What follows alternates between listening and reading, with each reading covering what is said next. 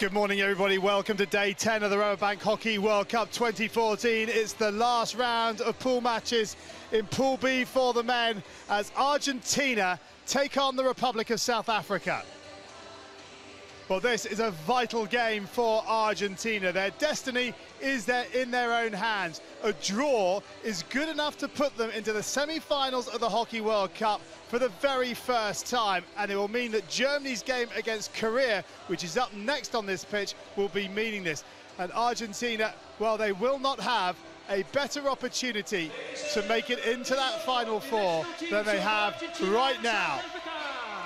So, with their destiny in their own hands, Argentina take to the pitch with South Africa. These two sides ranked next door to each other in the world rankings. Argentina ranked 11, South Africa ranked 12, but they have had very contrasting World Cups here in the Netherlands. Argentina have been on song. South Africa, in truth, have really struggled here in the Netherlands. But with one game left, can South Africa finally find their rhythm, or will Argentina march into the semi-finals? Plenty of support for both countries in this magnificent stadium, and we will prepare ourselves now for the national anthems of both countries, and we will start with Argentina, and then we will have the national anthem of South Africa. Of both Argentina and South Africa.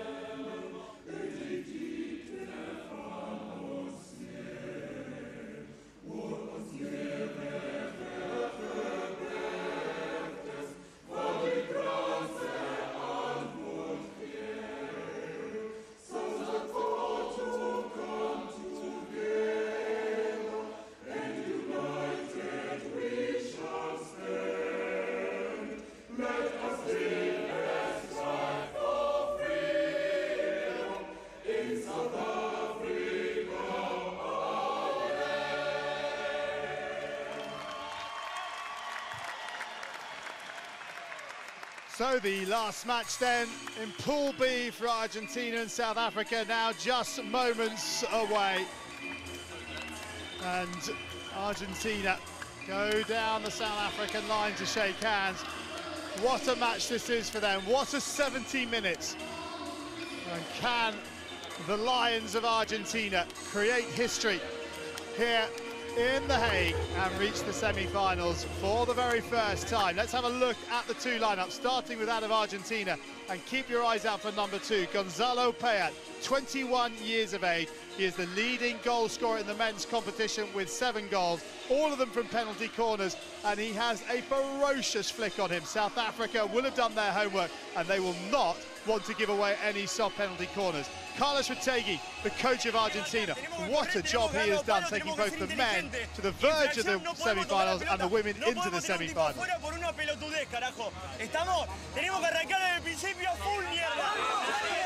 Lucas Ray giving a last-minute pep talk, and if you're wondering what I was talking about, Rabobank does coach both the men and the women. It really is a remarkable story. As for South Africa, well, they have really struggled in this competition. They've scored just the 1 goal. It came from a penalty corner from Justin Reid-Ross, number 25. And Fabian Gregory, well, he would have learned a lot from this tournament, with the Commonwealth Games still to come for South Africa. But special mention too for number 9, Julian Hikes, who wins his 100th cap today for South Africa. Paco Vasquez of Spain is blowing on the far side, and on the near side it's Marcin Grokal of Poland. And the scene is set now for Argentina. Can they create history? We'll find out soon enough. Argentina get us underway, attacking the goal to our right-hand side in their first choice strip of the light blue and white stripes, white shorts and socks. South Africa in the yellow and green. And alongside me for this one, the former England and Great Britain goalkeeper, 3 times an Olympian, Simon Mason. Simon, a very good morning to you. Another beautiful morning in The Hague, and it could be a beautiful day for Argentina hockey. But let's have a look here. Argentina with a chance to settle the nerves, but it's up and over from Mateus Ray. Yeah, now what a start that would have been for Argentina. Little pop in, it's a South African half touch as Ray comes in, opens his feet up over the bar. And if they have done their homework, that's not good execution, because Pieterse, South African goalkeeper, has been weak around his feet over the last few games, and I think keeping stuff low against him will deliver better outcomes. South Africa have had 77 circle penetrations in this competition so far, only 14 shots, 2 of which have been on target. In 4 games, that's not good stats, is it? No, it's not good stats, and it suggests that the circle penetrations aren't particularly well delivered. As they look to try and make something count here. And have they won something? No, the ball in from Lloyd Norris-Jones is well dealt with by the Argentina defence. And that angle of attack probably suggests where most of their attacks have been, outside of that 10 o'clock to 2 o'clock zone at the top of the D, giving them minimal outcomes. And it comes from Mazzilli, and he's missed it. He has, he's missed it. Somehow that's gone over his stick. It's hit the keeper, but he's missed it. There must have been a skip or a bobble as the ball came in, because he was in acres of space. Well, that real chance there. That's the skipper. No, it's Lucas Villa, who wasn't able to get a stick on it. But I'm not sure how it missed the stick, because there were, what, 3 or 4 sticks in there. Okay, 2 Argentina sticks, which is what counts, but let's have another look. Slapped in, it's got a little skip on it. Oh, what's happened is that it's gone over the top, as Lucas Villa's gone with an edge to try and get some height on it. It's gone over the top of his stick. The Argentinian player's clashing with the goalkeeper as Paredes piles into the shoulder of Pieterse. It's actually just skipped over his stick, hasn't it? South Africa into the circle, and Argentina get it clear. Some confident defending. And interestingly enough, Lucas Ray, the skipper, said one of our worst opponents is ourselves. And I know, having beaten Germany, he was quoted saying, well, probably, you know, it wouldn't be unlike us to go and make a mistake against a lesser fancied side. Well, they didn't have that mistake in their previous game against Korea, winning it 5-0. But they'll need an early goal just to settle some nerves. Well, an early goal would settle some nerves, that's very true. And if you look at the outcomes in that Korea game, again, it was the short corners from Piat that were pretty much the difference. Yes, there was a couple of open play goals, but it was Piat stepping forward and delivering some ferocious flicks, as you said, and they do need to get just those early touches in and around the circle to win those PCs, the set plays, get themselves on the scoreboard. Ball into the circle, and it's free hits to South Africa. South Africa play it round the back. They'll need to look after the ball when they get some possession. They won't want to throw it forward aimlessly. Has to be some structure to their play. Here comes the ball in from the 45-degree angle, and it's gone all the way through. I nearly got there from Austin Smith, spotting a route into the top of the circle. Clayton was asking for it as he led back towards the ball. Surprisingly, the Argentinian defence wasn't tighter. That is one of the things they're going to have to do. As we said, against lesser opposition, a team towards the top of the pool can quite often just be 1, 2, 5% off their game. That leads to a half metre of space, and all of a sudden the opponent gets a chance and takes it. Here goes Lopez down this right-hand side. Lopez tries to get the ball across, and at the far post, and just sniffing for a touch in was Lucas Martinez. Martinez needed more commitment. Lopez drills it across, a little bit of height, but if Martinez has gone, you can see there he's just checked out. The weight at the top of his hamstrings, and he's bending away from the goal. If he'd gone full length on the backhand, he could well have got a touch. Quick sideline ball for Argentina. They're into the circle. The first touch is up into the air. They're trying to find that penalty corner if they can, and they've got it. South Africa having a word with the umpire, but if they really disagree, they can go upstairs. So he says 29 seconds. he's been given it. There's an uncertainty between South Africa if they're taking the referral. They haven't asked for it. It's very, very early to take an uncertain referral. Now, to me, that's a massive stick obstruction that draws the first contact. 10 seconds. The player just leading. Watch the stick head. Watch the stick head move away from the there. That's a stick obstruction to prevent the opponent getting the ball. Wise not to refer that. Done. Yeah. So, Payat is at the top of the circle. And South Africa are going to get penalised here. Someone's got to go. And it's Hague. Robinson. Not happy, and well, it's a green card for Hague, and it wasn't breaking. Difficult job, wasn't breaking. Yep, so if you break the line, then you get sent to the halfway line. There has to be a defence of 3, but if you're just green carded for time wasting, you're off but can be replaced. So, Payat at the top of the circle. He is to the left of the two Argentina players. Here he is. And it's straight at the keeper. It was low. It was low. It was straight down the middle. They've done their homework. And even then, it was an inside edge from Pietersen as he falls back onto his haunches, touches it round the near post. An effective save, but not suggesting a massive amount of confidence when the balls are at his feet. Well, that brings Argentina's penalty conversion rate to 50%. Had 14, they've scored 7. We see here, out to the top, straight down the middle, trying to put it between Pietersen's feet. Now that's deliberate. Payat's been far too good, and you see it's just the heel as Pietersen's weight goes back into his haunches. Yeah, Payat can put it anywhere he likes. He's that good. Yeah, he's got the power, but what he's developed in this tournament, he's grown up through the Junior World Cup and then some of the FIH World League hockey tournaments, and he's just improved upon his accuracy into the corners. If he wants to, he can just go straight down the middle, put the goalkeeper under some pressure. Yeah, he was disappointing at the Junior World Cup. I think maybe because he was a big fish in a small pond, he couldn't deal with the expectation here in the Senior World Cup. You know, he's 21 years of age, and he's not the standout player necessarily for Argentina. Well, he is now, but maybe he wasn't coming into it. So South Africa. Again, they like that 45-degree ball in from that right channel, but it doesn't come to anything once more. But they'll get far more dividends from that sort of pass if it's gone to the distribution point quickly and the defence has had to move. Austin Smith's going to struggle to put it through a static Argentinian defence. In 3 of their previous 4 games, Argentina have had less circle penetrations than their opponents.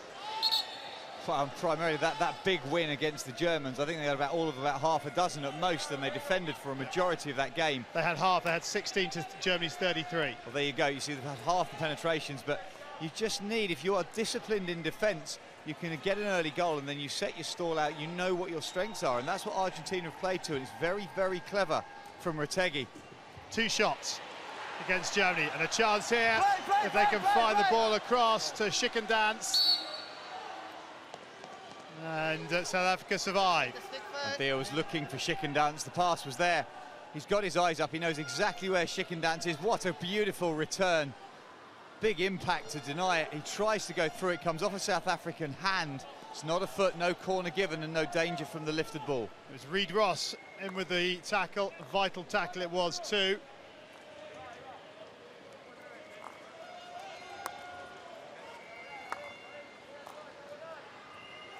This now is Payton. Payton wins the free hit. Taken by Hikes. Round the corner to Reid Ross. Down this left flank now, where Panther will feed it into the corner. Across it comes from Malgraf. An off-subtle attempt at pass from that bottom left-hand corner. Just put it to his back foot, dragged it forwards and tried to drill it through the defender.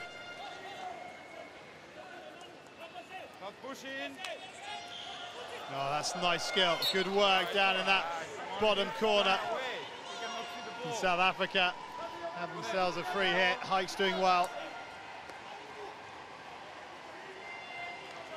Argentina will chase this down that far side. South Africa needs to get their feet round, get it onto a forehand and get it across the pitch away from Schickendanz. Smith into Panther. Panther now got that release on the right-hand side. It's a good ball. It could have done with being a little bit quicker. The lack of ball speed allowing Argentina to shift their defence across. Wind up from Madsen. And Solakile can't get on the end of it. There's Rick Charlesworth, the Australia coach, doing his homework, because it's very likely that his side will be playing Argentina in the semi-final. A draw good enough for Argentina. If they lose, then Germany, if they can beat Korea in the next game, will take the second spot in Pool B and move it into the semi-final. So big pressure here on the Argentina men. They're not in the same position the Argentina women are in. The Argentina women can afford to lose their last game and still qualify because they've got a massive goal difference. The Argentina goal difference is +6, Germany's is +4. So if they lose here, Argentina, even 1-0, they'll go to 5. And Germany, if they win 1-0, will go to 10, but actually then they'll be level on goals scored, goals conceded, so it'll be a shootout. Oh no, it goes against the result. It's on the result, so Argentina would go through. Yeah, but a long way to go here, and I think Argentina will remain patient. They've been patient in pretty much every game so far, as opposed to the Argentina of old, which you just saw them playing flat out at one pace. It then didn't work.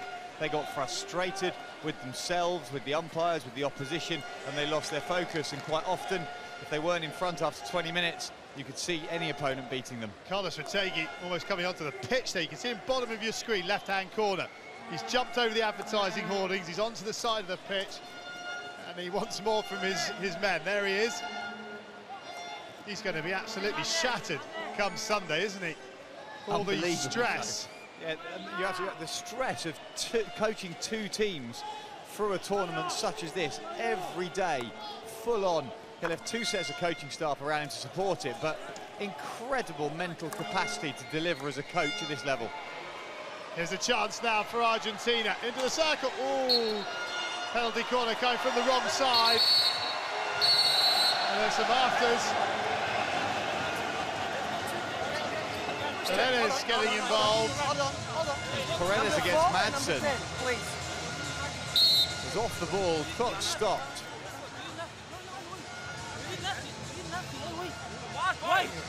Very early. Guys, go. No, listen to me. Hey, go. No. Okay. You want to talk? He's going to get a yellow card in a second. He may as well just go. Talking himself into it, isn't he? Paredes, who took the shot in the first place, there was two big clattering tackles as he drives in to swing. Two big clattering tackles. The ball pops up dangerously anyway. DeVoe's lucky he doesn't get a face full of stick here. Very much so. Paredes has come past. Just goes shoulder to shoulder with Madsen. Now Paredes has run into Madsen. Madsen, however, can't get away with that push. Well, Paredes won't mind if Payet sticks this in the net. Payet up against Peterson, and another good save. He's been working on those low shots. Still not out of the danger zone for Argentina, and crossing gives South Africa the free hit. Now that flick from Paredes out to the top, stopped dead. Long drag and acceleration. He's gone down the middle again, but he's just slightly off centre, which makes it easier for the keeper. It's more of an extension save than coming back in on himself. I appreciate they've done their homework on the South African goalkeeper, but shouldn't he just back his own skill to stick it in the top corner? Well, what he's done now is create the uncertainty. I'd have suggested on the second one he could have gone back to just simple his first choice options, but he's now gone low twice. Peterson will know that they've been studying it, and they'll be slightly more hesitant. His foot position will get adjusted, which then makes him more susceptible high, but he is an exceptional goalkeeper with his hands, and Argentina will know that. Madsen, green card. And Paredes also with a green card, so it's 10 v 10.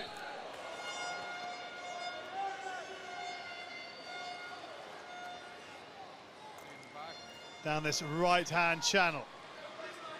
Mazzilli has possession. Mazzilli showing his individual skills, of which he has plenty.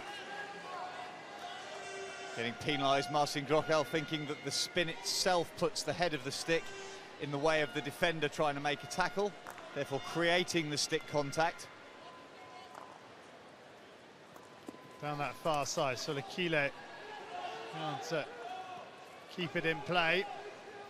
Clever early pass from Piat. As soon as that bounced him, he knew he didn't have to stop it, he could just move it back past Solakile Guys. into the space that he'd run from. On this right-hand flank here is Giladidi, and you can see there South Africa edging the possession in opponent's half, but they haven't really done very much with it. There you see there the percentage in the 25. Well, teams have definitely been happy to let South Africa have the ball and bring it to them, and the Argentinian style of play is very much to back off to a 50-60 metre press, allow the opponent to have the ball, play it laterally, keep the shape nice and tight, not give away any easy attacking channels, but then when they feel they can pounce, they pounce and attack with real pace.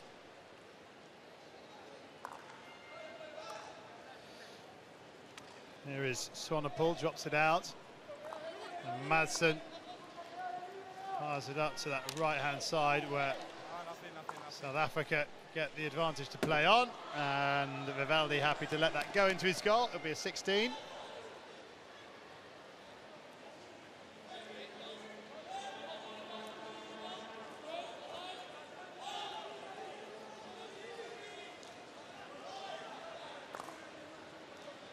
Little touch underneath from Mazzilli, wins the free hit.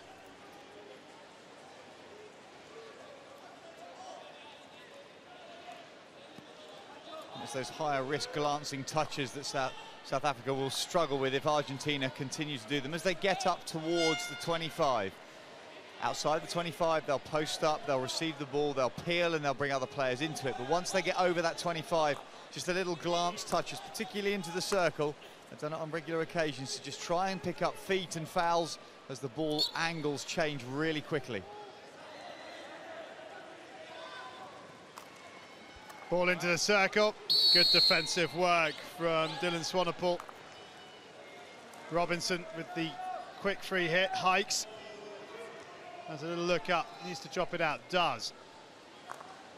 Eustace over to that right-hand side, that's better ball speed. Ball into Robinson, who does well to take Paredes out of the equation. Robinson, little look up, throws the aerial into the space behind the Argentine defence. First touch from Swanepoel, and Argentina is penalised for not giving the receiving player 5. Yeah, Swanepoel probably quite glad of that because it came down. He didn't get the clean touch he wanted towards the head of the circle.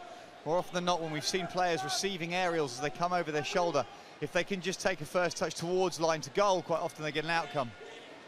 So the midpoint of the first half, still nothing to choose between them. Argentina 0, South Africa 0. It's Argentina who, while they haven't had the line share of possession, have looked the more dangerous. A couple of penalty corners, which South Africa and Pieterse have kept out. Argentina with their destiny in their own hands in regards to a semi-final spot here in The Hague. And you just feel that Argentina need their senior players to do slightly more. Lucas Reis, so far the Argentinian captain, been very quiet. If he steps forward a little more aggressively into the midlines, Argentina may well find they can then play forward a little bit higher. They can get some more territory up towards the 25. When Reis starts to get involved, more things happen. It becomes a little more dynamic and energised. Plies his trade in Holland. What a massive overhead. Reid Ross, oh no, the touch is down, and they've taken the lead. Dreadful communication dear. between fullback and goalkeeper. That's an easy goal. It's a soft goal. Argentina won't mind. They are in front, but they're going to refer it, I think. No, they're not referring it. Brockhaus just stopped time so that if Argentinian forwards can get back into the right place, he's not happy with the time that they're taking. But it's a dreadful bit of communication. It's a massive overhead. But keeper Pieterse steps out to just put pressure in the end on Martinez, leaves his goal beckoning. The touch from his fullback doesn't come, and all of a sudden it's the easiest of tap-ins into an empty net. Well, good composure and delight. That is them celebrating, by the way. Argentina are in front, but South Africa look to pounce back almost immediately if they can. Well, what a catalogue of errors, really, between Pieterse and Reid Ross. As soon as that overhead went up, Reid Ross was too far forward. He didn't back away quickly enough. Pieterse saw that because there was Martinez behind him. He stepped up to try and put pressure on, possibly to draw the 5-metre foul. It didn't happen because Martinez clearly backed away. And as soon as Reid Ross's touch was across the top of the circle, slightly fortunate for Argentina, it fell onto their stick. But Reid Ross needed to take it down cleaner with more control. But it's Joaquin Menini who's given Argentina the lead. And it's a step closer to the semi-finals.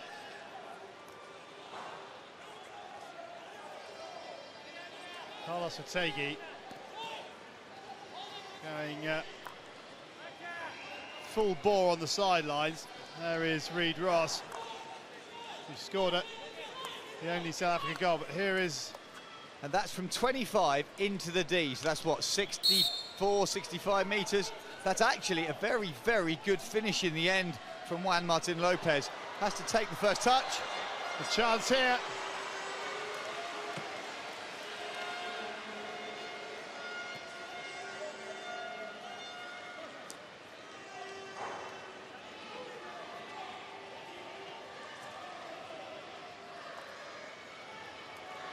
This is Gilani. And there's that left-hand side from Ibarra.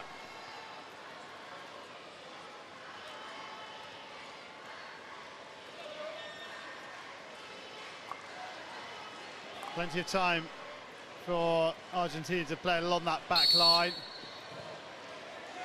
Not enough distance given.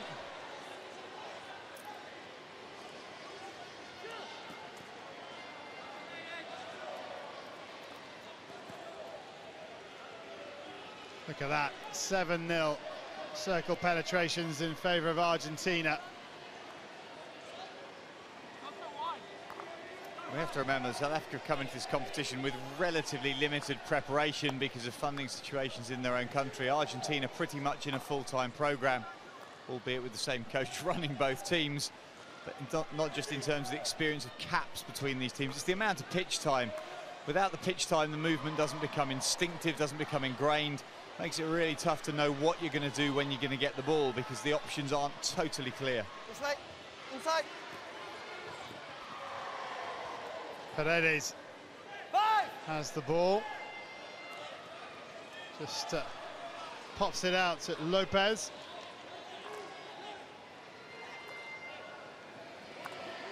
Payat. As the crowd trying to get a Mexican wave going, and another long ball down that right channel. This time Reed Ross sees go over the back line. Villa was the Argentina player nearby. Reed Ross out to that right-hand side. Chance here for South Africa. Panther into the circle. Can he find the shot? Back it comes. And a really good opportunity there for South Africa, which Argentina just about get away.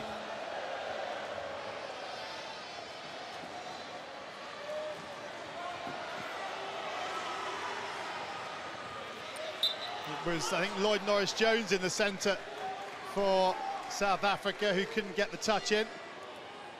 5 meters, yeah? Well, Argentina showing how dangerous they are. Mazzilli stealing the ball in the bottom right-hand pocket, enabling Argentina to come again.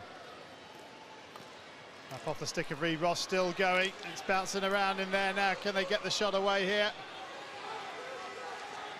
And a little dink ball off the foot. Penalty corner. And Reed Ross just looks gutted. Argentina have fought, the ball's gone to the air. Great little individual skill under the arm. There's contact shoulder to shoulder. Reed Ross unable to get his feet out of the way, possibly knocked into it by Villa. No appeal. The Argentina fans enjoying themselves. Gonzalo Payat is there now. Will he go high this time, or will he stay low? I wouldn't predict on that one, but I'd certainly say he's looking to go a lot wider, out towards the post now, come away from the middle of the goal. He likes to go to the goalkeeper's right, but can go anywhere. It is to Payat once more, and again he goes low, and again they get it clear the first time asking, second time asking. Can they get it rid of the third time? A deflection, and it's in! Well, again, another scrappy goal from South Africa's point of view, but Argentina going to a 2-0 lead. Now, who got the last touch? Let's see from the replay who's going to be credited with the goal. The fans are delighted. It comes out to the top. Payat again goes pretty much down the middle. Pops out, the slap shot comes in. Pizza with another good save. It just keeps falling for Argentina. It's actually Payat.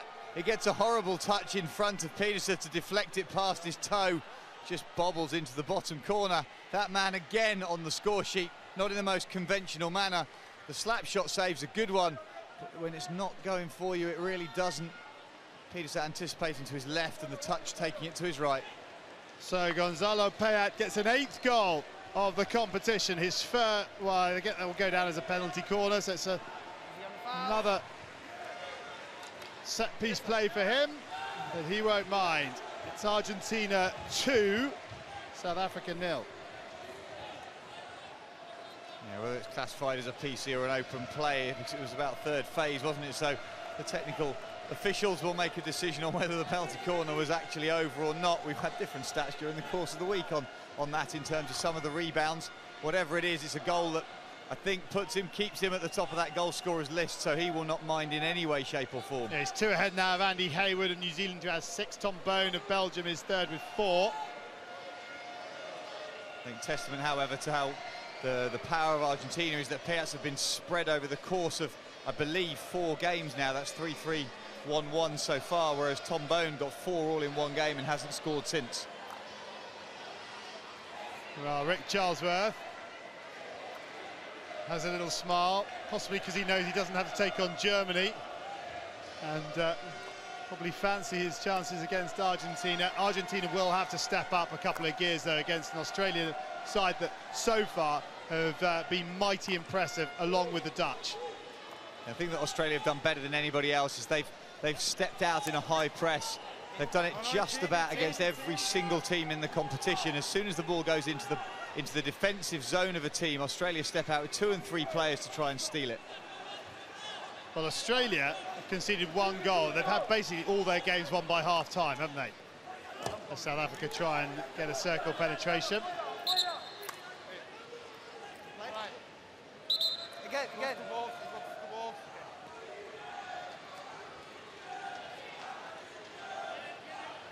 So South Africa trying to make something happen, but the pass to Robinson, not a good one. It's a 4-on-5 situation for South Africa to defend. Cross it comes, and an important touch from Lloyd Madsen. If it had gone in, it would have been a long corner. No own goals unless the last attacking touch was in the circle. Yeah, very important touch from Madsen as it comes across. Via did a huge amount of work down the right-hand side to play that in off his right foot. Keeps it reasonably low. Madsen has a great pick with an open stick reverse, because look behind him, definite opportunity for it to be touched in on that back post by Mazili.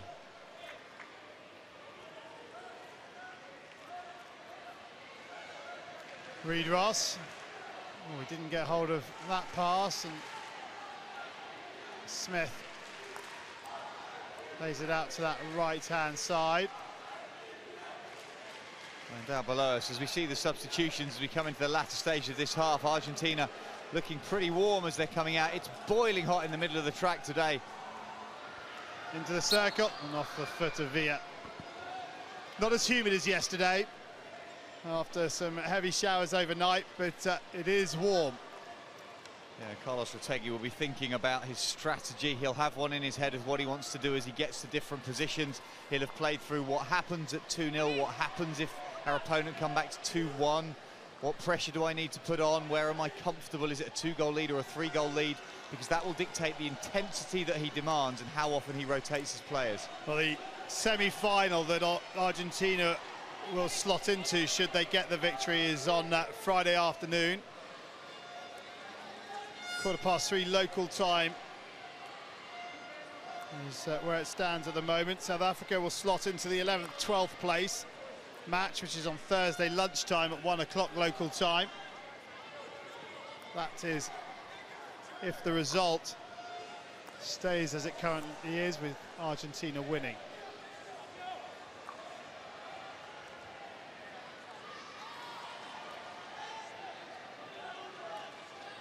And whilst it's not exciting, if South Africa aren't going to put any pressure on that Argentinian backline, they can just hold the ball for 4, 5, 6 recycle plays. Just get the ball from left to right, bring it out, no pressure, don't play to contact.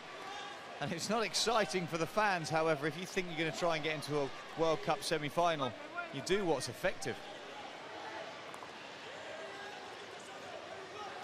Great pass. That is a magnificent pass from Lucas Rey. Play. Wonderful skill. The skipper fires it into the circle. It's still there, and it goes against Argentina this time. Yeah, Lucas Rey, it's that backhand pass down the line.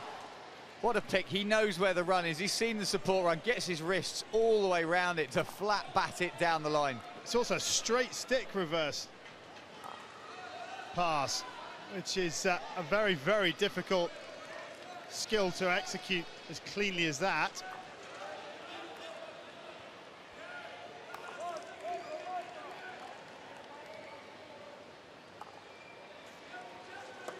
South Africa, as they bring the ball up, away to the left, out of shot on your screen. South Africa pushed 4 forwards all the way up into the 25, looking to stretch the play, looking to pull Argentina back, turn their half-court press into a 40-yard press, try and attack the space a bit more.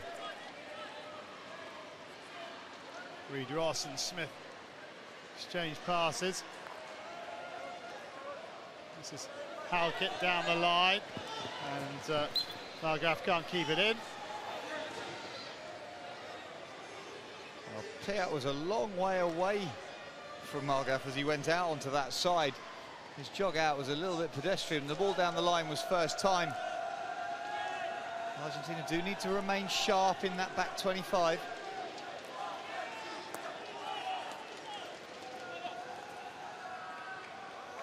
Now Argentina, 3.5 minutes away from getting into the changing room for a half-time chat. Won't want any sloppiness at the back.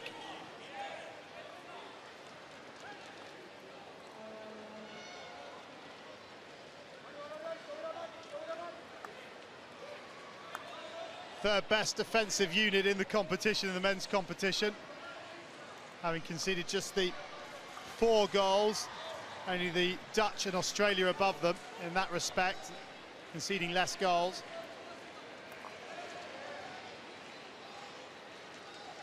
It's a fairly simple recipe for success, isn't it? You've got the top goal scorer and you've got one of the most frugal defences in the competition. Yeah, you're going to go deep into it, aren't you? You're going to do very, very well. A lot of teams now will base successful campaigns on an absolutely rock-solid defence. The Australians have done it with Knowles, who picked up a nasty injury yesterday, but Knowles policing line to goal as a sweeper. Yeah, taken to hospital, Martin Knowles, but was released last night. Said to be back at the hotel, feeling okay, but with a bit of a headache and a few muscle twinges around the neck. But hopefully he'll be okay to play a further role in this World Cup. It was bizarre injuries, wasn't it? Indian player Sunil driving down the baseline, who just twisted and caught him with his hip as he went in for a tackle. Just a bizarre impact. Oh, that's a horrible flailing tackle. But a chance here for Argentina to make it 3. And play on is the call from Martin Kokal. Yeah, that won't be play on again. Smith, as he gets his stick rattled by Brunet. Final 90 seconds of the first half, and Simon, Argentina worthy of their lead. They've done more with the ball, haven't they? They have. They've handled the ball well around the back. It's been a little bit pedestrian at times, but they've looked for clear opportunities rather than playing through contact in the midfield. And it's then when they've gone forwards, their forwards have done exactly what they've done in previous games. They've looked exceptional carrying the ball, carrying it in strong positions with good individual skill and elimination, created some good opportunities that they've taken.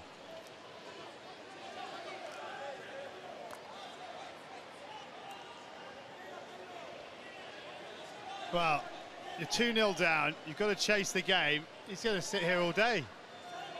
Why? There's no need. South Africa have got to choose what they want to do here. Argentina are in, obviously, the box seat. They've got that 2-goal advantage. And if South Africa aren't going to push them, then they would sit there. They would sit there, be professional. It's a massively, massively important game for Argentina. Robinson trying to make something happen towards the half-time break.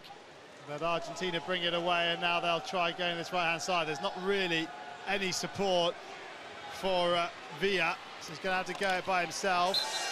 He wins the free hit, and well, there's a bit of urgency now about Argentina's play.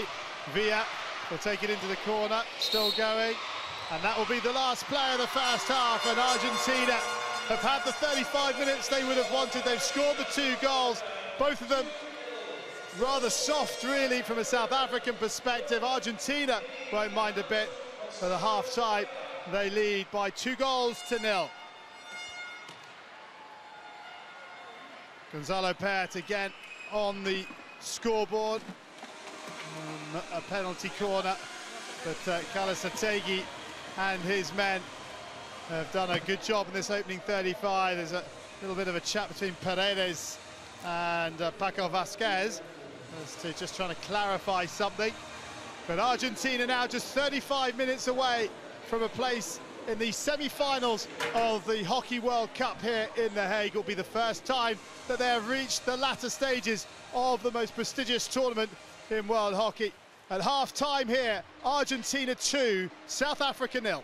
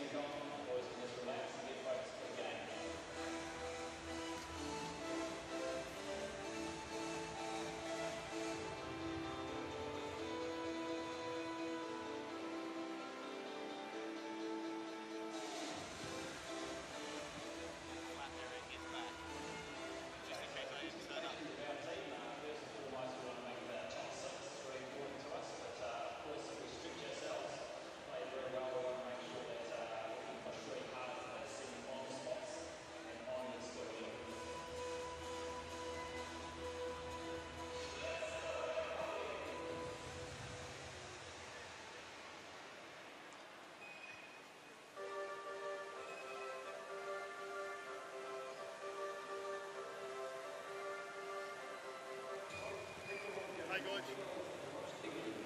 Yeah. I'm about to go on there in 1 minute.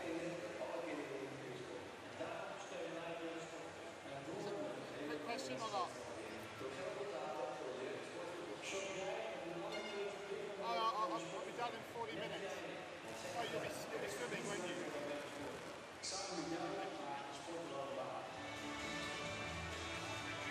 Okay, right then, see you later. Bye. Koop een mond op het hockeypark en steun daarmee de kustsport. Dat maakt ook een stok een hele leuke dag. Ja, dames en heren, u zag wel in het filmpje de spelers van het Nederlands elftal maken zich sterk voor het jeugdsportfonds. U kunt dat ook doen door loten te kopen. En met die loten maakt u kans op fantastisch.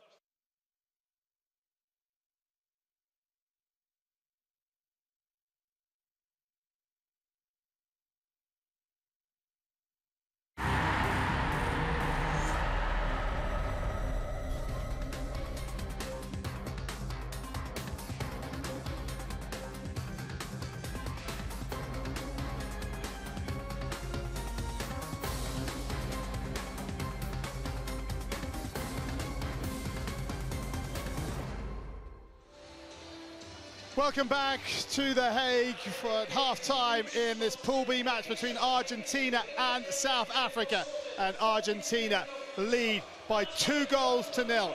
It is a scoreline that, if they manage to maintain, will see them move into the semi-finals of the World Cup for the very first time. Let's have a look at some of the highlights from this first half. And really, it's been all Argentina. That opportunity for Mazzilli, just going over the bar, and Payat, who's been pretty lethal from penalty corners. The first two were sighters. That's the second one, before he finally found the breakthrough, although that wasn't the first goal. Here it is now. What an overhead it was as well. A good 65 yards, getting it all wrong underneath it. Reed Ross, goalkeeper Peterson coming behind him, lack of communication, and the easiest tap-in.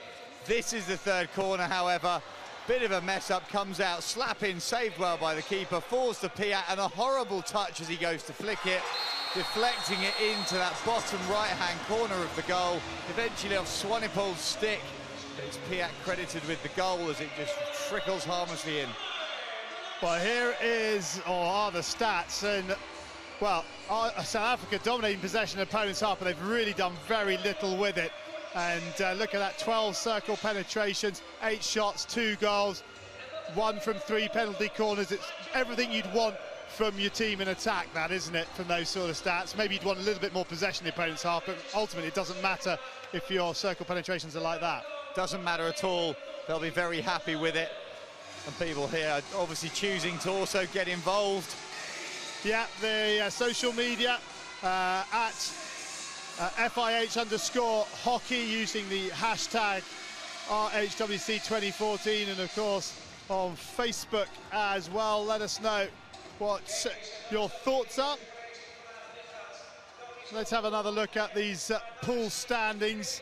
It's crucial, this game, into deciding who's going to go into the semi-finals, and this is how it looks coming in to the game. So Argentina would move on to 12 points, level with the Dutch, would have a game in hand, but would finish top of the pile courtesy of their huge goal difference of +10.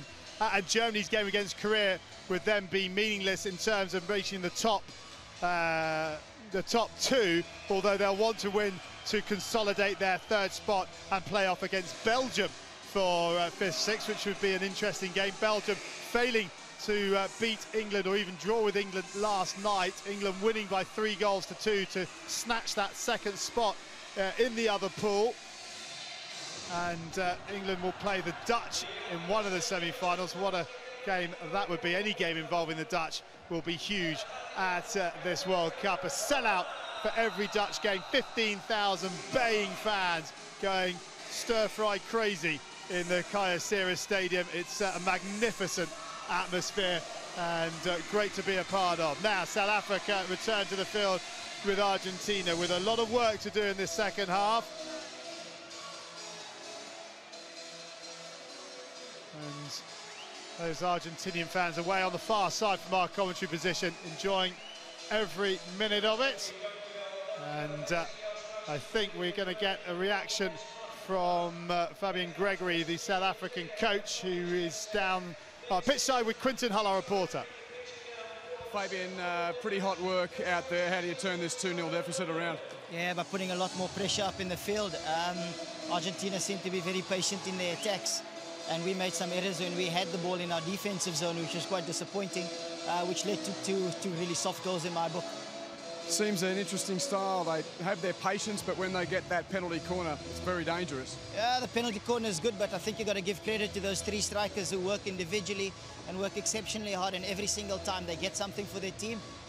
Well, good luck in the second half. Thanks very much. Yeah, thank you very much to Fabian for giving us his time. It's always good to hear the thoughts of one or two coaches at the half-time interval, but certainly we've been speaking up here about how much more pressure South Africa need to put on the Argentinian defence when they have the ball. Can they do it? We'll find out. South Africa get us underway in this second half, taking the goal to our right-hand side, trailing by 2 goals, and need to play much more positive, more enterprising hockey in this second period, and need to keep hold of the ball when they have it and not give it away cheaply just like that. Well, they need to carry the ball better up to the 25 and then just be a little bit more expansive. They've got 35 minutes left in these pool games. They may as well give it everything that they've got. They've got everything and nothing to play for, if you see what I mean, in terms of there's obviously no medal rounds, but experience counts massively to play on this huge world stage. They will have future tournaments that they're building for. They need to use every minute out there. Yeah, they may as well try something different if you're going to lose 2-0, 4-0.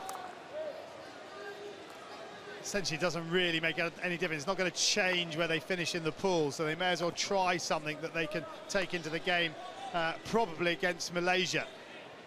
Yeah, very close to a really nice turn out on that side from Hikes, as the dummy run went round the outside and he was able to peel in field. Now here's a chance. This is Paredes. Paredes has support to his left and Mazzilli. Paredes cuts back inside, retains possession, waiting for the support, but he's not really going to get much. They don't need it, and that's a cheap penalty given away by Oz Smith. It's pushing. You want to offer a video or We've not? talked about conversions of circle penetrations into meaningful outcomes. That was 2 Argentinians against 5 South African defenders, and they've come out with a penalty corner. That's a great conversion rate. It's an interpretation by Paco Vasquez that there was contact.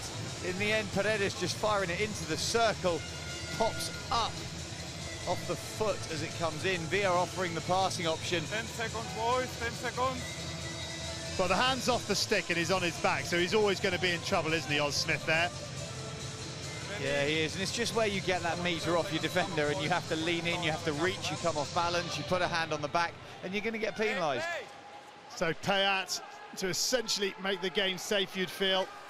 Here he goes. Oh, well, it's broken down the top of the circle, and then Payat blocks Robinson, the number 1 runner. Payat might get a card here as well. No, It's not Payat, sorry, as he's run away. It's Lucas Ray. That's why we're here. Cynically knocking the ball away. Jonty Robinson was looking. Yeah, Jonty Robinson was looking to take a good early free hit. There we go. Lucas Ray was taking that ball away deliberately. So, Austin, I got the cards in my hand, so I don't know why you are so like that. We see here the replay. The stop is an awful one. It bounces about 10 centimetres away. There's the third-party obstruction. Now look at Lucas Ray. The ball has already been pulled back to that 5 or 6 metres, and he might be complaining about a little crack on the knee. He ran off pretty easily, didn't he?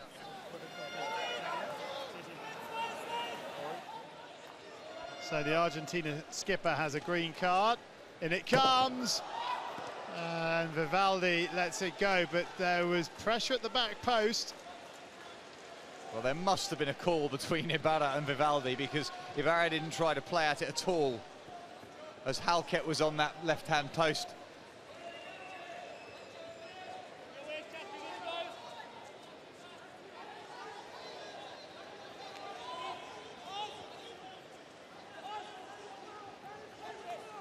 Argentina job of that. Hikes looking to put on the pressure, and this is better already in terms of high pressure from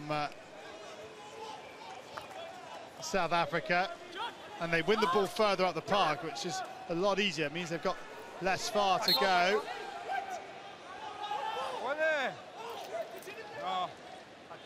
For me, it's free hit for defender. No. Well, Wait. He's talking now. Justin Reid-Ross not agreeing with the decision, and apologies for the language used.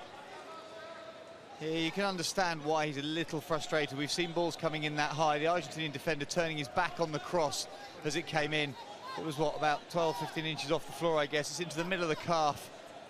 We've seen them blown both ways, but it's just that this phase of the game. South Africa were feeling hard done by on the penalty corner award from a moment ago, and you can get a little bit of negative momentum. Reid-Ross, that's a lovely Nice reverse try. ball to Payton, but it doesn't quite come off. Beautiful ball. And that's more expansive. It's South Africa looking for support running. It's a great diagonal ball. Payton just unable, gave it everything he possibly had. Supermaning on the turf.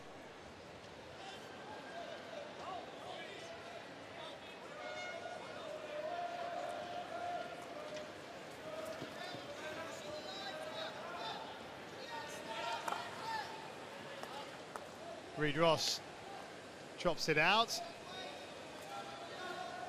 And this is Madsen. There's that left-hand side from Hague. Madsen again. And to the bottom of the diamond. Swanepoel plays it forward.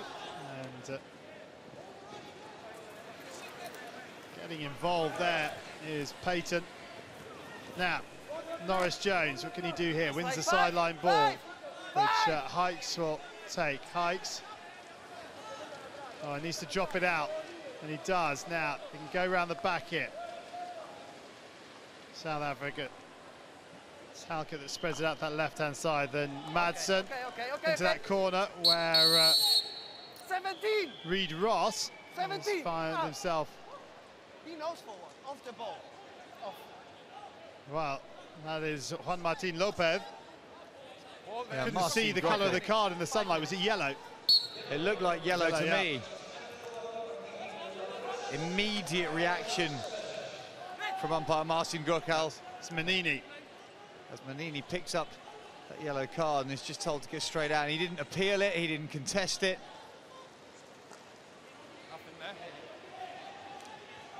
No, hold on a second. Manini's now gone to the bench, so I think it was Lopez. I'm not quite sure. Well, Marcin Grokal definitely called number 17. We heard that across our audio, which is where suggests that Lopez has done. And then that was Manini being rolling subbed. Yeah, so a little confusion from our camera teams as who's coming off.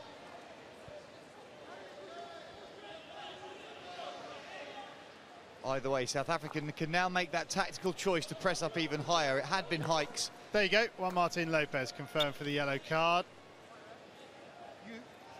Tactically, it had been Hikes who'd been stepping out on his own into the front press. He can now be joined by any one of that South African front line. They were prepared to throw 4 men forwards when they held the ball.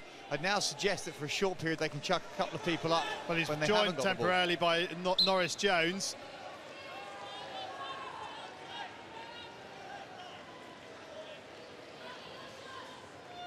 Argentina making no effort to get the ball back, which doesn't surprise me because they're not going to rush things, are they? Play from there. There you go. Marcin Grokal just asked him to play from there, and Carlos Otegi on the laptop, just showing Paredes what he wants, or something that Argentina particularly need to defend. It's getting a little bit needly this game, and doesn't need to from an Argentina perspective. No, but they are not a team to shy away from contact. If the South Africans start trying to impose themselves physically, they'll be quite happy to get back involved. That's another card. And that one is yellow as well. So Argentina masters their own downfall at the moment in terms of numbers of men, and more than the result, if it changes, the physical exertion of a 9-man defence is massive. Brunet, the transgressor, and Argentina in danger of pressing the self-destruct button here. Brunet with a yellow card. Yeah, it's behavioral And that physical impact is not just for this game. It's a hand in the back, but it's this knocking the ball away. There's no effort to go the requisite 5 yards. And an immediate reaction from South Africa. Reid Ross making it obvious that it can't be tolerated.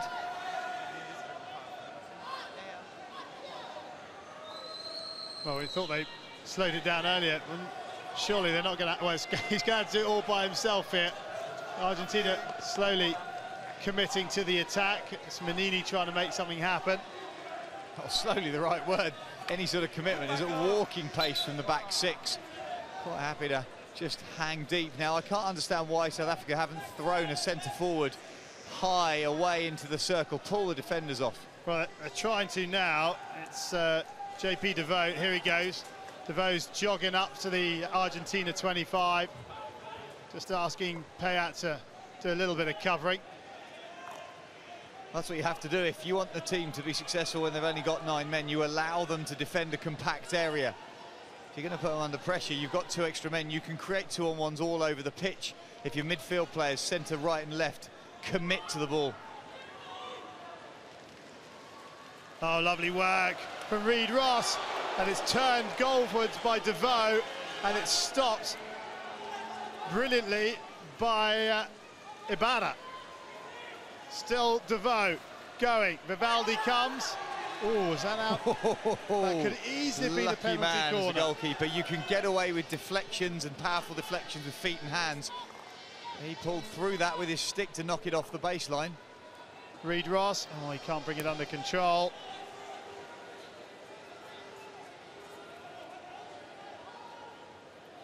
You see here, ball's played across the circle. It's Ibarra who does, in the end, pick it off Vivaldi's left toes with pressure behind him. If he'd not picked that, then all of a sudden Malgrafa would have touched that in. Deft footwork. Good work from Paredes. Paredes now by himself will go to the corner. And Smith wins the free hit. But he's going to walk as well. He's touched that ball. Another yellow card. We know it. Well, Argentina. We need Argentina, some time to react. You know? this is crazy. And Retegui absolutely knows that it's a decision that his players have brought upon themselves. 8 men for Argentina at 2-0 up. Well, if South Africa don't score here, they're going to really kick themselves. They effectively... Well, Lopez is back on. Lopez is back on. So it's back to 9 now. Yeah, it was a tackle. It was a tackle before. The amount of legwork that's going to be involved in defending this lead. They need to keep that 2-goal cushion, because 1 goal just means that a lucky touch in the later stages absolutely changes the outcome of the game, albeit not the outcome of the semi-final position, because that 1 point would be enough. Yeah, okay. It's extraordinary, isn't it? Yes. It's just, I mean, Payat, a man of his experience, to fire a ball in like that, the whole thing, the wheels are coming off. They just need the captain, the coach, to get hold of them mentally and go, you know what, guys, take a breath, take 2. We've got time. Let's go back to the composure we showed in the first 10 minutes. We don't need to knock balls away. We can just back off. Our discipline will dictate this result, or lack of it. So South Africa camped on the 25 into the circle. Lovely touch under the body by Drummond, but is it Payat who got the stick on it? I think it was Martinez in the end. A superb little bit of skill, stick in front of his feet to close down and anticipate that glancing touch. So much space for South Africa. Now, can Halkett find the cross? Halkett, well, it needed to go across from Halkett. Make Argentina move. The ball does the work. In the defense forward, okay. And as soon as South Africa get onto the baseline, particularly in that right-hand corner, they just need to put a left shoulder past the ball, drive with the ball carried on the back foot, and look for chances across the goal mouth. I appreciate they've got a good penalty corner striker, but if they're within 3 or 4 yards of the goal, get it across the face of Vivaldi and get some tip-ins. Halkett down this right-hand flank, drops it out to Madsen. Madsen will go to Reid Ross on the South Africa left. This is Smith on the top of the circle. It's a poor ball in from Smith. And here come Argentina. It's a 2-on-none situation. Argentina to make it 3. No. Well, they've been denied by some absolutely epic defensive running. From Oz Smith in particular, it's still not over and done with yet. Oh, what a finish! What a goal that is from Lucas Villa! And the 9 men of Argentina go into a 3-0 lead. A brilliant finish. But South Africa will be kicking themselves to concede, but they have the numerical advantage. What a take, all about Villa, on his own, left, right, sees the top of the knee, winds up. That's all about the preparation. He's preparing to hit this before he gets to the edge of the circle. One touch outside the left foot, bang, forward foot, all the aggression, all the momentum. Very little that Peterson can do. It comes through the defender, Austin Smith, anyway. What a finish. Well, South Africa almost get one back immediately. Outside the pitch. But Lucas Ray has calmed some nerves, and Argentina's self-destruct button won't cost them in this game. Nothing. Well, that should calm them. Here we go, chance for South Africa. Good save, Vivaldi. It's on the floor, Vivaldi's flat on his back, and Argentina get the hit. Vivaldi was hit reasonably hard. He can now take the opportunity just to grab a breath. Ball comes in, it's a reverse stick that piles straight into abdomen. Might even have gone underneath the bottom of his chest pad, which is what's winded him. He knows that the ball's under his feet, so he's created some kind of barrier. South Africa penalised for missing the ball and piling into the keeper.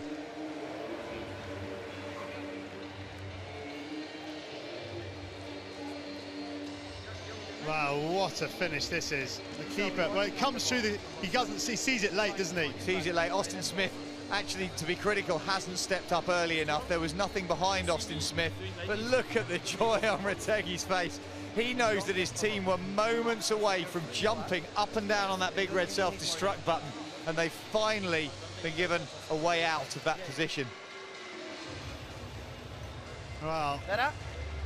Vivaldi. Oh, has he injured his shoulder? No, I think it's just hit him underneath his chest pad and winded him slightly, so they're pulling his shoulders away just to open up that midriff, get a bit more air in.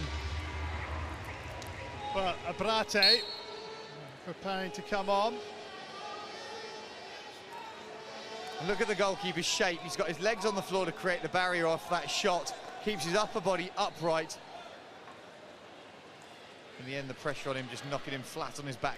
Vivaldi okay to continue. Brate, the reserve goalkeeper, only has 5 caps to his name. Well, Vivaldi's been playing for many, many years for Argentina and is a mainstay. When he's called into play, does very, very well. Occasionally, it's a little bit roller coaster, it's a bit flamboyant. He's got 173 caps as of today.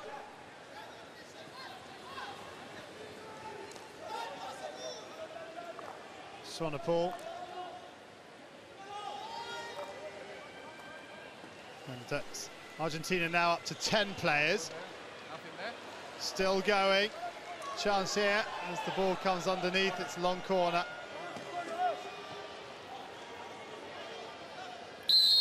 And South Africa are going to refer it. Come on.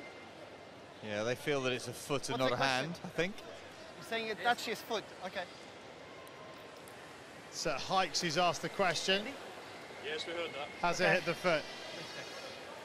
Andy Mayer in the booth.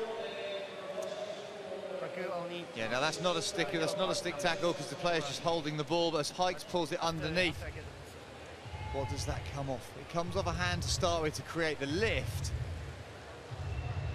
You're going to need a clear touch on the body somewhere. So Brunet steps in, it goes underneath. It's whether it hits the cheek, the shoulder. Initially, there's nothing wrong with that contact. Does it now hit the body at all? It comes up off hand on stick. So there's not a problem. Now does it contact the shoulder? To me, that looks a little bit like it changes an angle, but difficult to see. So it's just popped up. It does look like a deviation in the trajectory of the ball, but it's a very difficult one. So it's going inside and then comes outside as Hague drags it under his feet towards the penalty spot. Look at the line of the stick as it's dragged. The line of the stick comes right foot under the left foot, so the ball's coming there underneath towards the penalty spot. Look at the line of the stick, then it comes off the baseline. It's whether it's purely off his wrist or shoulder as well. You can see Annie Mayer just saying, look at that shoulder, having another look at it. It's a really difficult call, but Hague was with it. But Hague isn't looking until now, but he is looking straight at that ball. It's hand, not foot to start with. It's the second contact. Can Andy Mayer see anything there? Not from that angle, he can't. And then I get in trouble. My suggestion is that it's a corner, but I'm not sure it's conclusive enough for the video umpire. This could be a no advice possible. If that is the case, South Africa would contain their referral. Here he comes. I'm afraid it's going to have to be no advice possible because we cannot see any contact on the shoulder, so therefore they still keep their referral, Martian. Okay. I need a captain then. Captain. Okay. South Africa, there is no decision possible. We're going with a long corner and you still have your referral, okay? Wait for on the Okay. whistle. On the whistle. Okay, that's nice and clear from Martin Grockel, making sure he's told the South Africans they still have their referral. We discussed that was the possibility, because you just can't get every single outcome, every single line of sight you need occasionally on the cameras. There's lots of players in the way. But then it's back onto the park, so it's 11 v 11, and they've weathered that storm, 8, 9, 10. Oh, weathered it very well indeed by putting another goal on the board. Best thing you can do. Best form of defence. Absolutely. Attack. And they are good at it. And again, however, we've talked about their conversion rate from circle penetrations to outcomes, and also how many players are involved in those attacks. And so often it's just one or two. They're not creating the type of 5-6 man rotations you see from the Australians and at times from the Germans. The Dutch are a little more fragmented in 1s and 2s, but the Argentinians masters of that one-on-one elimination. Well, they've got the third meanest defence, and they score the third most goals in the competition, Argentina. 13 now, up with the Netherlands, who also have 13, but 7 of those came against South Africa. Play! Australia have 19, Belgium 17. That's a lovely little pull under the feet from Mazzilli. Good, play. Little dinks, little touches, creativity. Hague drops it out to Swanepoel.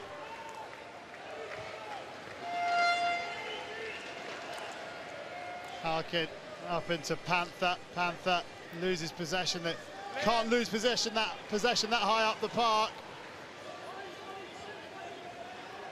Invites Argentina onto them, and with the individual skills they have, and there it is in abundance. Brilliant. Mazzilli again, he's got that spin, but he spins it just that little bit further. And as he's gone out on the forehand spin, he then goes reverse stick to the air. Into the circle, through the legs, penalty corner. They just don't know how to deal with them, South Africa, do they? When they're caught one-on-one, they're being turned this way, that way, inside out. They're just moving the ball, Argentina, carrying it in individual positions. It's these little dinks and touches. There's an immediate call for video, not necessary in the end. There's the big spin, right around, all the way, 360, to the air on the backhand and through. The issue, Charlie, as you said, it's actually easier as a team to defend tactically as opposed to individually if you get your shape right. But this is all about how well an individual can steal the ball back from someone with a lot of confidence. Payat waits. Little shift to the left by the Castle. He's the nearest of the two. Well, it's gone the other way. And a deflection in at the far post. Well, no, it's hit the post. Has it come back out? I'm not sure how that's not gone in. In fact, I actually think it was stopped on the line by the Argentinian player trying to deflect it in. Ibarra with the ball in for the top of the circle. It was a control pass, the right-hand Castle, going to the right-hand offensive Castle, opens up the left. goes all the way across. Okay. You've then got the support run on the far post. He's managed to deflect it across the goal line. Paredes not getting the touch. We'll see on the goal camera. That. Has he done it onto the post, or was it his stick onto the post? It's hit his stick and gone across. So Drummond with the stop. Now they're going to try it again, are they? Drummond again on the post, turns it around the corner for a long corner. Ibarra denied. In it comes. Still there. Oh, good reach from Peterson because he committed himself on the reverse stick, and Peterson with the left boot. It was a good glove from Peterson. He was floundering, wasn't he? But he had to go for the backhand because the ball had popped off him and he hadn't managed to get it clear. That's some good goalkeeping from the big man.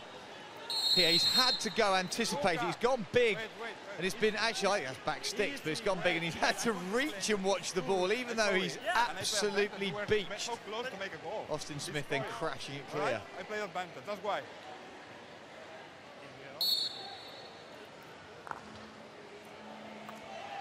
You see here, here's a replay again of that ball played into the bottom corner. Does it go? It's gone outside the post. It's hit the handle of the stick and come across. Now, Paco Vasquez is on top of that and can see it, but there's a suggestion if we'd got a straight line camera, that would have been very close to going over the line. Great pick from Drummond, mind. In the circle. Oh, good save from Vivaldi. Makes himself big. I think it was Payton with the last touch. That's fine. Good save, Payton in front of Vivaldi. Vivaldi working with Brunet to get the ball away.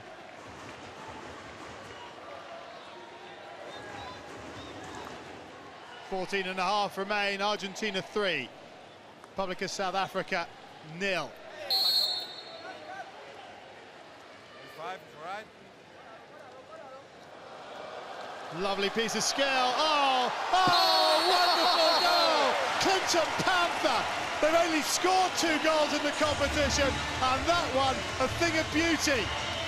Well, we talked about Mazzilli doing the spin at the other end, 360 degrees. Panther started it with half a spin, and then he moves the ball left and right and left and right. We see here half a spin to go through the legs, carries on.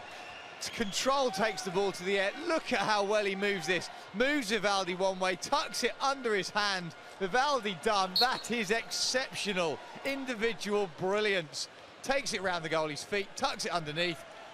Great finish. Yeah, brilliant goal from Clinton Panther. And yeah, no wonder he gets a little pat on the head. Oh, Reed Ross into the circle in 16. And well, we've got 13 minutes left.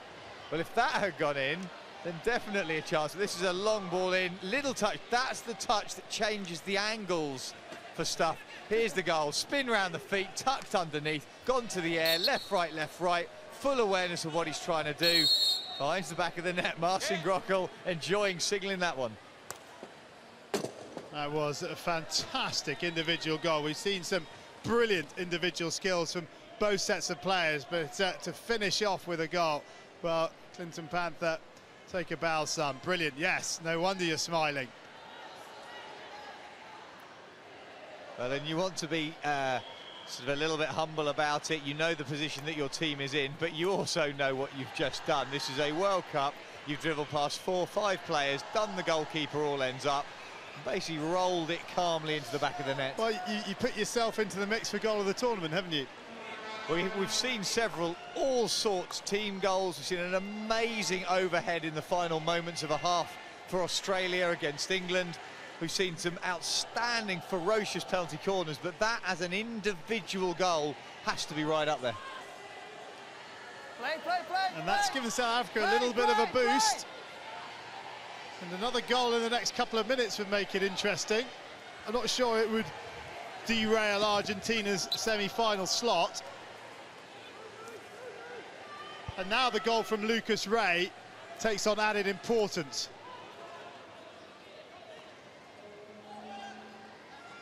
Halkett to Reed Ross.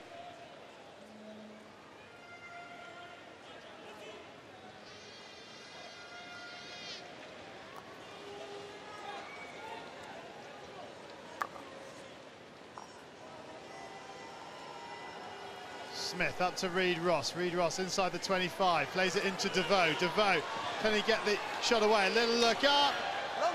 That's a tackle and a half there. A huge tackle from Ibarra on DeVoe.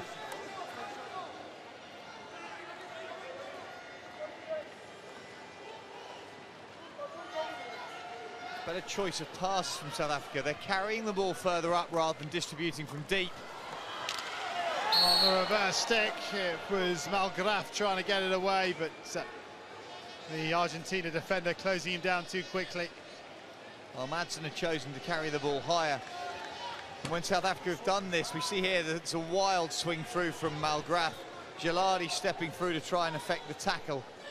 Malgraf being penalised, but when South Africa started to carry the ball that little bit higher, not distributing from too deep, they're getting a few more returns. Play on, chance here, there's an overlap coming, oh, off the foot. Well, that would have been an almost certain goal. And yeah, if Villa had been able to get it through to Lopez, it would have been a tap in at the far post. Villa stole it in the first instance. He's played across the middle of the circle, looking for that support run. In the end, it's Pierros actually who's looking for Lopez.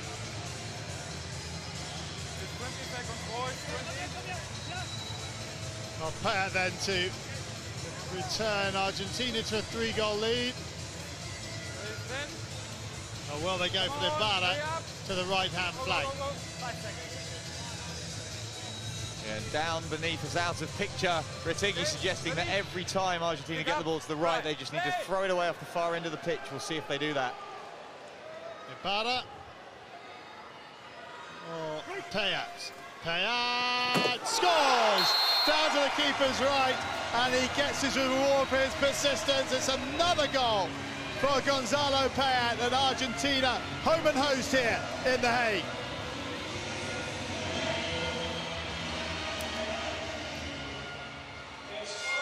The simplest of routines, long drag, out to the left and then whips it round.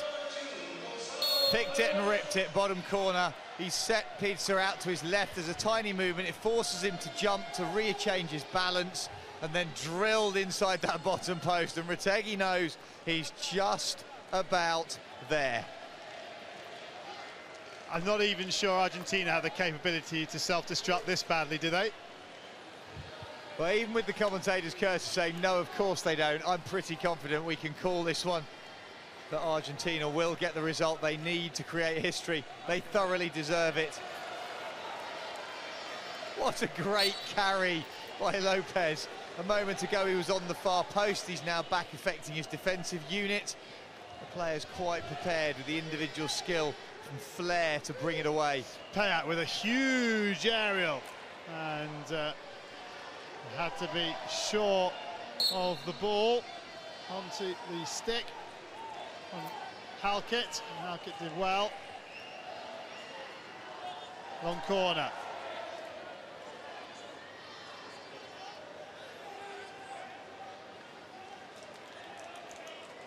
Argentina TV just down the road from us, the commentary position. They're enjoying this game. Oh! What a finish! That is second.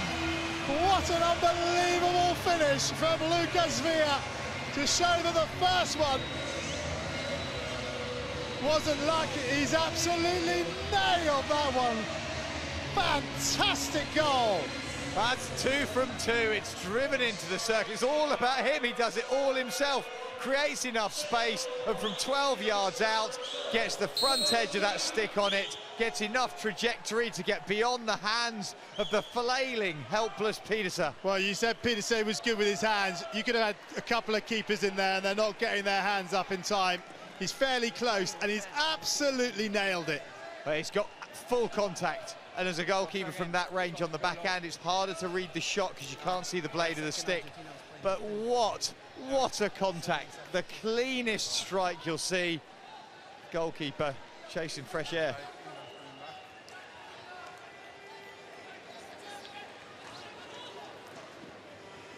Well, there's no doubt, or as Chicken Dance tries to run that one down, there's no doubt that Argentina deserved the victory.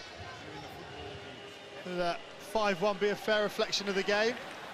Well, I think it would, because with the exception of that wobble in the middle of the second half, when it looked like they really didn't want to win and they wanted to play six-a-side, they have dominated pretty much every area of the pitch. South Africa, chances few and far between. Argentina patient and then explosive.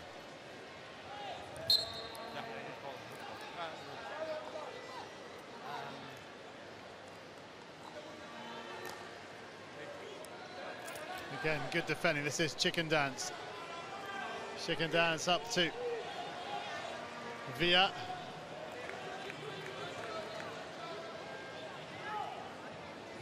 Ibarra. Paredes. So often as an individual, if you're coaching, you talk about a change of pace is the key to elimination. If you just do everything at the same pace, it's easy for the opponent to anticipate and move. And Argentina, however, have done that as a team. They've done exactly the passage of play we've just seen, building things up, and then they go. What a ball from Payat to Chicken Dance, and South Africa undone into the centre of the park for Ray, the skipper. Oh, that's not his best ball. Ray trying an open-handed slap, and it just bobbled off the top edge of his stick, and he got no purchase on the ball.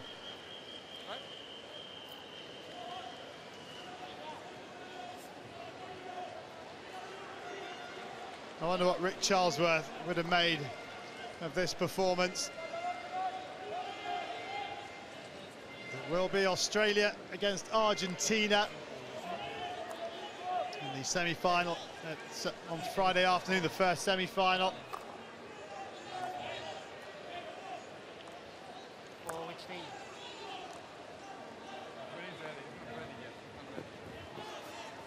It's a sideline ball, which Norris Jones will take. And there's going to be a change of goalkeeper here. Abrate is going to come on for his 6th cap. Final 4 and a bit minutes.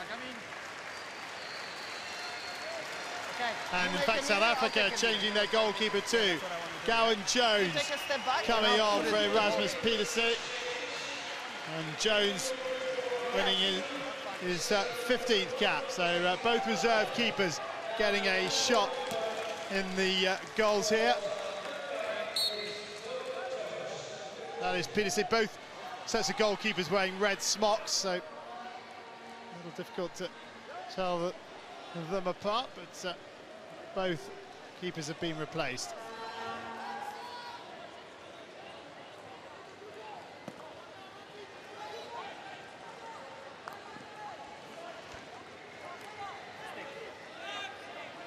Austin Smith being done again as he's tried to force the ball through. Running out of options, needs to go around that last line of defence. Important touch, one-handed from Madsen. This is Mazzilli. And to Rossi. Rossi on the reverse stick.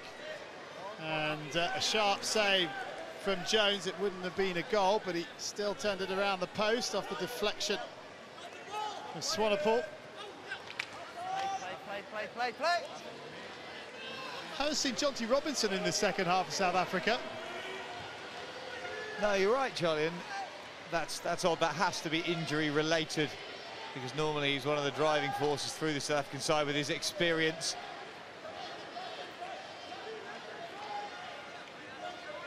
Down the right hand flank goes Ray. Ray, little look up, punches it forward. Oh, what a layoff. It's it from Mazzilli, lovely layout from Mazzilli to the top of the circle, and it doesn't quite come off. You look at the numbers that Argentina have got back in defence, 5 and 6 men, so whilst we admire what they're doing coming forwards, they're doing it with 2s, 3s and 4s. They know that they've just set their defences stall out. South Africa haven't got the firepower to break through a set 6-man defence.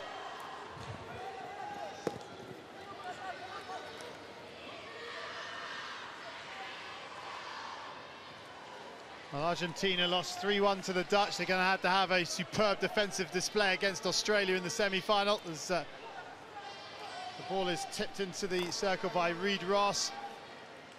And turning is Madsen. Play. Madsen has a little look up. Over to that left flank for Norris Jones.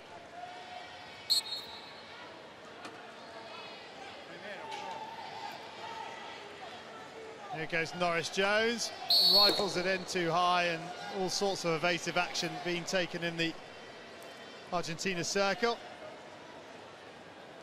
And Carlos Retegi, what a job. I know we've said it once before, but it really is an incredible job he has done. Best finish for Argentina is 6th in the World Cup before coming to The Hague. Well, they're going to finish inside the top 4. And if you take the form here so far, then as Argentina congratulate themselves, and Argentina more than likely will end up playing England for 3rd and 4th. Yeah, if you simply go on rankings at that point, yep, absolutely. However, I think there might be a surprise in this tournament yet somewhere. Well, if Australia can see penalty corners against Gonzalo Payet, they may well pay, and that could be the difference, of course. Now, can Argentina, sorry, finish with another goal? The emotion clear to see on the Argentina bench. No, they're just going to look after it. Deny South Africa space, South Africa pressing.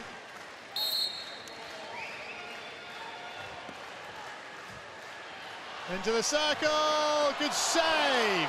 Abrate, he set his stool up very early by going down, but the South African player didn't look up and played it on the ground. Abrate makes the save. Yeah, Timothy Drummond unable to get round him as that ball had come in. He just needed to take it back into his own feet and then go round the flailing legs of Abrate.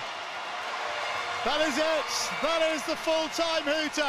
And Argentina and Carlos Retegi are in to the semi-finals of the Hockey World Cup here in The Hague. A brilliant result. They defeated South Africa by 5-1. Well, joy abound in the stands on the far side, and there's no real surprise. A magnificent display by Argentina. Magnificent, not just today, but throughout this entire pool. They have put it all together. Awesome defensive performance, fantastic patience, creativity in midfield, and then exceptional individual skill and finishing up front. Lucas Villa with 2 absolute exocets into the roof of the net. But Carlos Retegi and his team go into the semi-final against Australia on Friday because they've beaten South Africa by 5-1. What a opening to the 10th day here in The Hague. And Carlos Retegi now has to plot the downfall, firstly, of Australia in the men's. And let's have a look at some of the highlights. And there are a lot of highlights in this second half. Villa with the first goal. Yeah, and then the controversy of didn't it cross the line? Who knows, but a Drummond picking it as postman off the far post, I think straight across the line. Argentina might have benefited. And then Clinton Panther show. Left and right, tuck it under the goalie. That is all about me. That made it 3-1. And then the Payet show resumed. Normal service resumed from the top of the circle. And then how about this for a finish? Well, dribble, I'll take it all myself. I've done it once this game, I'm going to do it again. I can hit it as sweet as you like off that side of my body. Goalkeeper with no chance, clutching at air. Well, they'll be back in full voice on Friday. Let's have a look then at the standings. The Argentina team go to the top of the table temporarily on goals scored because they now have 15 compared to the Netherlands 13, but the Netherlands have to play New Zealand last match on today. Right, Quinton Hull is pitch side with one of the South Africa players. Let's hear their reaction. Yes, I have Clinton Panther with me. It's a tough day for your boys again, but congratulations, a lovely goal. It must at least give you something to smile about. Yeah, no, most definitely, but I mean, it's more about the team effort, so pretty disappointed we lost by so far, because it should be a closer contest, but I mean, at least we're learning for the future.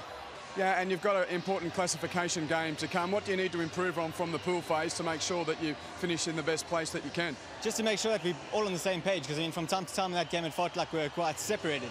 So I mean, as a team, we're just going to come together, stick to what we've spoken about, and then we should improve from there and obviously hopefully get a victory. So is this on-field communication or just tactics that aren't sure between the defenders and forwards? Oh, well, it's a bit of both, to be honest, in that game. But I mean, yeah, we're going to learn from each other and hopefully take that into the next game and improve, yeah. Well, it was a nice goal. Congratulations on that, at least. Cool, thanks so much, man. Cheers. Cheers. Nice to hear from Clinton Panther, and the Argentina team go across to thank their supporters.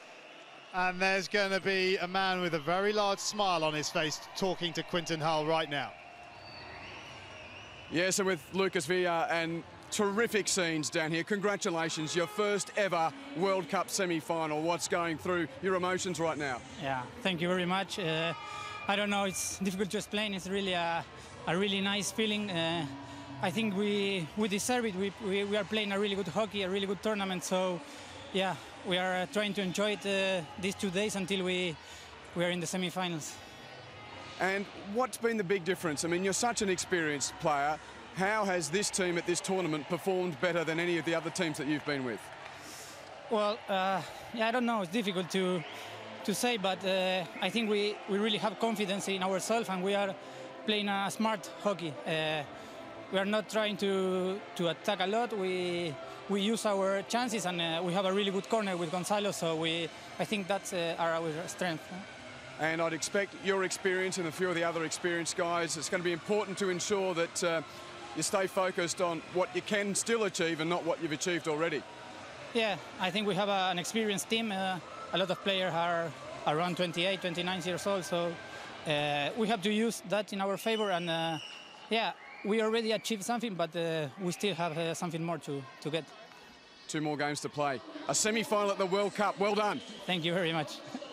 Yeah, congratulations indeed to Lucas Ray. Well, what a start to day 10 of the Rabobank Hockey World Cup for 2014 in The Hague, the Netherlands. Argentina are in the semi-finals for the very first time in the men's competition. My thanks to Simon Mason, and from the rest of the crew here in The Hague, thanks for watching. Argentina have won by 5 goals to 1. Bye-bye.